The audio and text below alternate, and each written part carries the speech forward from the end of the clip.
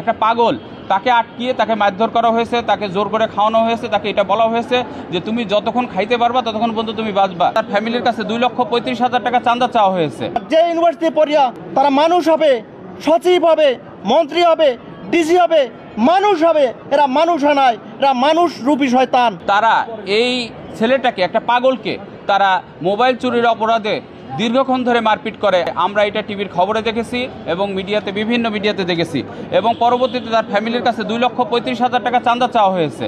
এটা একটা কত জঘন্য একটা পাগল, তাকে আটকিয়ে তাকে মারধর করা হয়েছে, তাকে জোর করে খাওয়ানো হয়েছে, তাকে এটা বলা হয়েছে যে তুমি যতক্ষণ খাইতে পারবা ততক্ষণ পর্যন্ত তুমি বাঁচবা, তুমি খাইতে পারবা না, তোমাকে মেরে ফেলা হবে।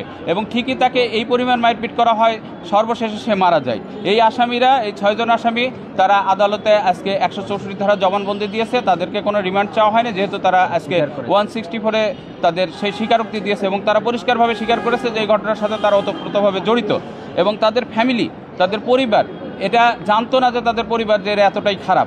এরা ঢাকা ভার্সিটিতে এই বিশ্ববিদ্যালয়ে পড়ে তারা যে এই নারকীয় একটা হত্যাকাণ্ড ঘটাইলো, এটা মধ্যযুগীয় বর্বরতাকে হার মানায়। এবং রিসেন্ট কয়েকদিন আগেই দেখা গেছে যে আমরা একটা ঘটনা ঘটেছে এবং সেই ঘটনার কারণে আমাদের গত প্রধানমন্ত্রী, প্রাক্তন প্রধানমন্ত্রী দেশ ছেড়ে পালিয়ে যেতে বাধ্য হয়েছেন।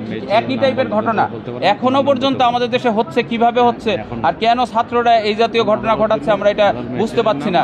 এটা কি কোনো উচ্চ শক্তির কোনো মদত দেওয়া হচ্ছে দেশের ভিতরে বিশৃঙ্খলা সৃষ্টি করার জন্য, সেটাও আমরা বুঝতে পারছি না।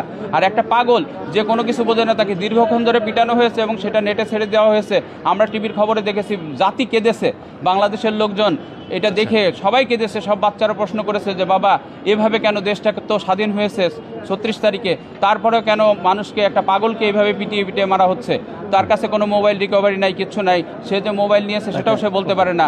তারপর থেকে দীর্ঘক্ষণ ধরে 6 জন মিলে পিটানো হয় এবং তাকে মারা হয়। ঢাকা বিশ্ববিদ্যালয়ের সে 6 জন ছাত্র সেই নারকীয় হত্যাকাণ্ডের সাথে যারা জড়িত, প্রত্যেকে বলছে যে তাদের স্বীকারোক্তি নেওয়া হয়েছে, কিন্তু সেটা ডিসক্লোজ করা হবে না। এই 6 জন আসামি আজকের তারা সকলেই 164 করবেন, তারা দোষ স্বীকার করবেন মর্মে বিজ্ঞ আদালতে তারা সম্মত হয়েছেন।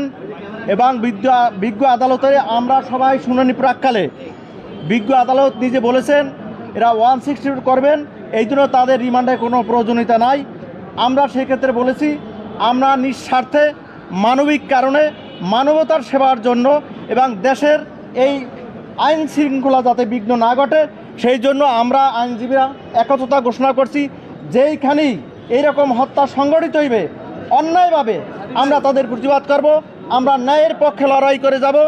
একটা ছেলেকে, যে ছেলেটা একটা মানসিক প্রতিবন্ধী, মানসিক ভারসাম্যহীন, সেই ছেলেকে হাসি হাসি করে এই নৃশংসভাবে আসামিরা হত্যা করেছে, পরিকল্পিত হত্যা করেছে এবং দেশের অস্থিতিশীল পরিস্থিতি সৃষ্টি করার জন্য আজকের বিবেকে নাড়াদের সারা বিশ্বকে বিবেকে নাড়া দিয়ে দিয়েছে।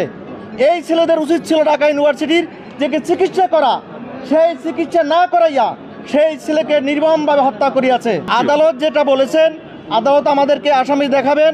আমরা বলছি কোন ইউনিভার্সিটিতে পড়ে, কি পড়ে, এইটা যে দরকার। যে ইউনিভার্সিটি পড়িয়া তারা মানুষ হবে, সচিব হবে, মন্ত্রী হবে, ডিসি হবে, মানুষ হবে, এরা মানুষ নয়, এরা মানুষ রূপী শয়তান, এরা একটা জানোয়ার। এদের নির্বৃত্তে এরা মানুষকে হত্যা করে। প্রধান উপদেষ্টা এবং মহামান্য প্রধান বিচারপতির কাছে আমরা অনুরোধ জানাবো এইটা অচিরেই একটা দ্রুত আইনে বিচার করা হোক এবং তাদেরকে, আসামিদেরকে দৃষ্টান্তমূলক শাস্তি দেওয়া হোক, যাতে করে বাংলাদেশে এইরকম কোনো ঘটনা আর না ঘটে।